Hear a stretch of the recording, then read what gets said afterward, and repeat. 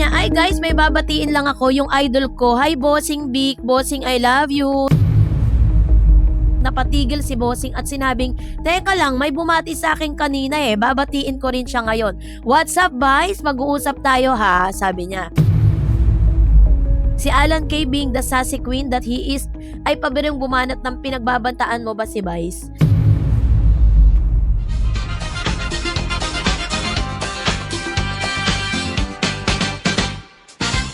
Ano nga ba ang misteryo sa high bossing ni Meme Vice at ang muamwa chuchup ni Bossing Vic? Isang nakaka-lurky na misteryo na ating pong i-unfold ngayong hapong ito. So yan ang ating pag-uusapan maya-maya lang. Posible nga ba na isa rin si Raisa May at si Bimbi sa mga tinatawag na major cast sa nasabing collaboration project? Yan po yung aalamin natin. But before that, if you haven't subscribed yet to my YouTube channel, please don't forget to like, share, and subscribe at i-hit mo na rin ang notification bell for more showbiz update. Mga katino, kung akala ninyo ay tapos na mga pasabog para sa taong 2026, pues, hold on to your wigs dahil may ganap na nagpasyok sa buong bansa na literal na tumitigil ang mundo sa mga madlam people at dabber cards, July 3, 2026, yes, kailan lang yan, na mangyari ang isang crossover na akala nating lahat ay hanggang fanfiction na lang. Pinag-uusapan natin ngayon ang viral moment kung saan ang nag-iisang unkabogable star na si Meme Vice Ganda at ang ultimate noontime king na si Bossing Vic Soto ay nagbatian ng live on national television. Is this the Multiverse of Madness sa Philippine TV edition high key? Yes! Kung hindi ka pa nakatutok, don't worry, Bessie, I got you. Himay natin ang bawat detalye, bawat chika at bawat teorya at ultimate question na umiikot ngayon sa X, formerly Twitter, TikTok at Reddit. Ito na bang hudyat ng pinakaabangang Metro Manila Film Festival 2026 Blockbuster Collab? Let's dive into that. So, the catalyst, paano nga ba nagsimula ang lahat sa It's Showtime? Biyernes ng tanghali, July 3, normal day lang sana. Habang ang lahat ay nag-i-enjoy sa laro-laro pick segment ng It's Showtime, ay biglang nagkaroon ng main character moment si Meme Vice Ganda bago mag-sign off. Pumirit ng isang shout-out si Vice na nagpalaglag sa panganating lahat. Out of nowhere, in the middle of closing spiel, sinabi niya ang mga katagang ito. Let's watch this. Hi guys, may batiin lang ako. Sino? Yung idol ko. Sino? Hi, Bossing Vic. Hi, Bossing, I love you. Kanina babatiin ko rin siya ngayon. What's up, Vice? Ay. Mag-uusap tayo, ha? Ay, boy! Pinababataan mo ba si Vice? Hindi, mag-uusap tayo ng masinsina. Okay? Hala. Basta masasabi ko lang sa'yo, mama, chup.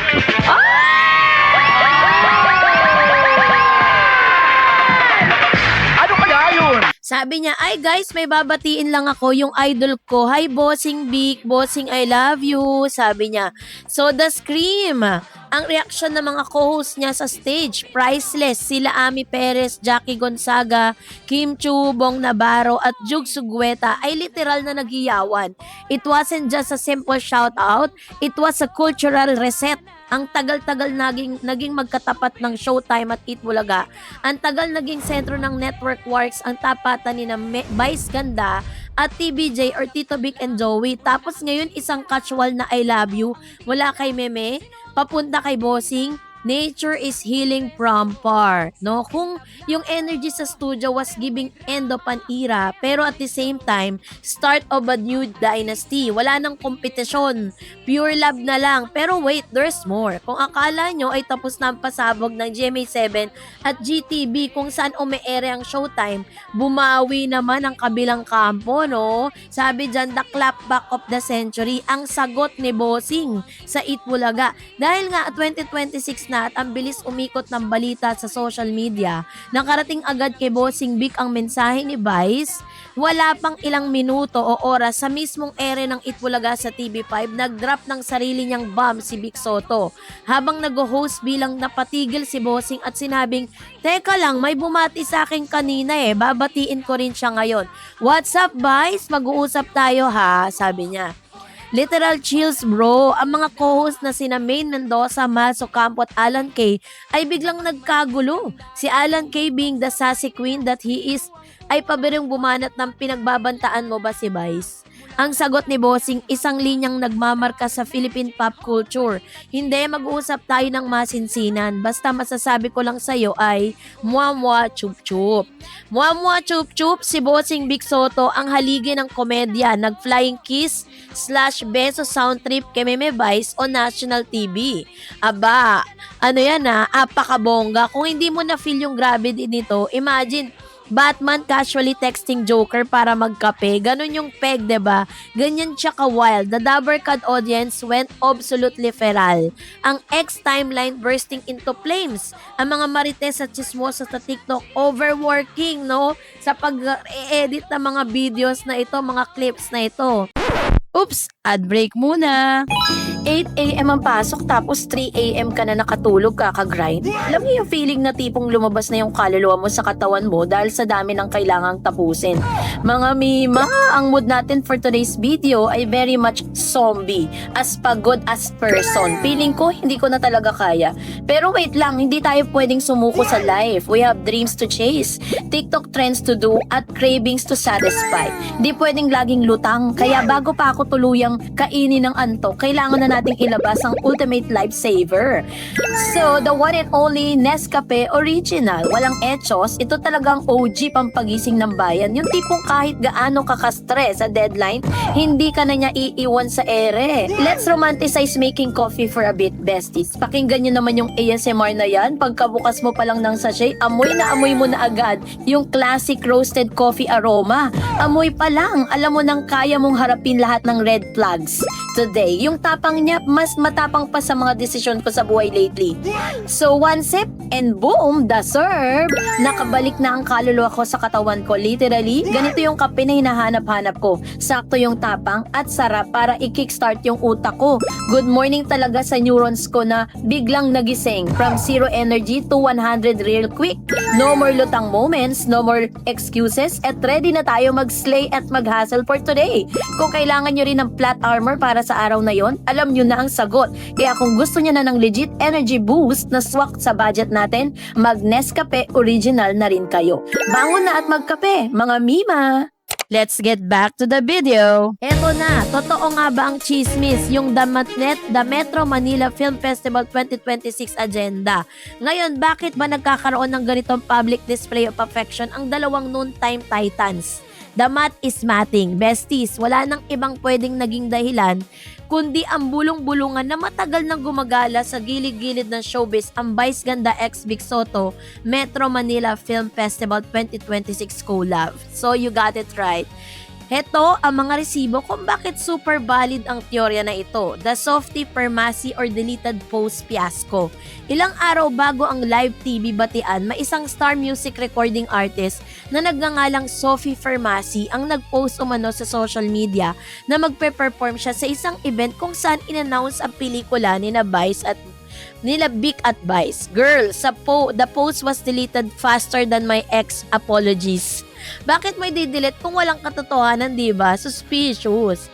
Vice Ganda pasabog teaser sa isang interview ni Vice sa Society of Philippine Entertainment Editors or SPEED noong nakarang sinabi na niya na ang next Metro Manila Film Festival entry niya ay isang pasabog na collab. Quote unquote, sinabi ng Unkabogable Star, nakailang meetings na rin naman kami, nagbe-brainstorming kami every now and then, isa siyang pasabog na collab. Sinabi niya na ang tagal ko na rin namang nagso-solo movie, so excited din yung mga tao na makita kung sino yung iba na makakasama sa pelikula. Sino pa ba ang mga mas pasabog kaysa sa mismong enteng kabisote ng Metro Manila Film Festival? So, ito po yung tinatawag ni Bossing na Open Door Policy 2024 resibo. Kung babalikan natin ang mga sinabi or ang interviews noong 2024, sinabi na ni Bossing na di siya makatrabaho si Vice Ganda. It's not impossible. Siguro in the future, try natin, sabi niya. Oh, sure ako, open ako. Wala akong pinipili, sabi ni Bossing nung, pues, it looks like the future's literally right now. Sabi nga po ng kanila pong laging binabanggit sa Itbulaga, ito na yung tamang panahon. Kumbaga, kung i-connect natin ang red string sa conspiracy board natin, everything leads to December 2026 period. Ito na ang Avengers Endgame ng Philippine comedy movies. Sa section 4, quick trip down memory lane. Bakit sobrang big deal nito? Para sa mga Gen Z Alpha or younger Gen Zs na hindi masyadong na-experience ang peak ng network wars, you have to understand the magnitude of this event. Dati, ang ABS-CBN at GMA at ang TV5 along the margins ay parang North at South Korea ng showbiz. Bawal tumawid kung kapamilya ka, bawal mong banggitin ang pangalan ng mga taga-kapuso star on air, and it's Showtime at Itbulaga ay nagkaroon ng pinakamalalang rating wars, lalo na sa 2020 and 2015, kasagsagan ng Aldab, Alden Richards at Maine Mendoza Phenomenon versus Pastillas Girl, no? Si Vice at si Bossing ang muka ng mga prangkisang ito. Tinitingala sila bilang mga generals ng kanilang network armies. Tapos biglang nagka-franchise renewal issues ang ABS-CBN. So nagkagulo. Dibang Itbulaga, Hello, Tape Incorporated versus TVJ naman saga noong 2023. At ang It's Showtime ay napunta sa GTV at eventually naging mas close sa mga kapuso na wasak na yung mga pader. So sabi nga doon, wala na daw network war. Kaya ang pagbabatian nilang ito ay hindi lang basta promo para sa movie. Ito ay isang cultural milestone. It solidifies na tapos na talaga ang toxic network wars. The fact na si Vice ay nasa GTV or GMA channels at si Vic naman ay nasa TV5, tapos nagbabatean sila ng walang keme, ay nagpapakita na industry is evolving. We are on the era of collabs, peace, and making the bag together. So, ano naman kaya ang naging pulso ng netizen patungkol dito? Syempre, hindi rin kompleto ang T-session na kung hindi natin i-check ang vibe sa social media, the internet literally broke. Sabi sa TikTok, puno ng edits ang For You page or FYP kung mag-e-edit ng slow-mo reaction ni Vice with Taylor Swift long live sa background at may mga stitch na video si Bossing habang sinasabi ang Mwamwa Chup Chup at ginagawang audio trend. So, ganun katindi yung naging pasabog nitong si Meme Vice at saka si Bossing Vic, 'di ba? So ano nga ba yung ating takeaway dito? Bakit nga ba obsessed ang generation natin na crossover na to? Kasi we love each other. Development and plot twist. Ang Gen Z humor at media consumption ay nakabase sa pag-break ng boundaries. Ayaw na natin ng gatekeeping, 'di ba?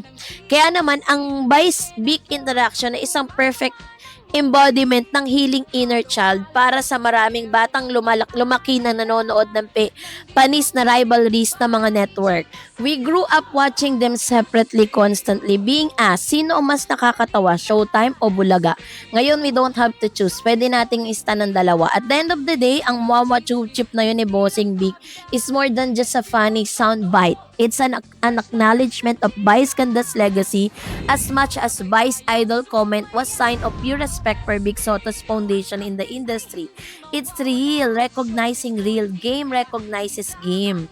So what's next, no? Kung totoo nga para ito sa Metro Manila Film Festival 2026, heto na ang mga manifestation at prediction ko para sa pelikula. Kung gusto nilang kunin ang pera natin, they should take notes. Ang title, ang kailangan may wordplay, something like Enteng and the Unkabokable Multiverse or Private Bossing. It has to be camp, it has to be ridiculous, no?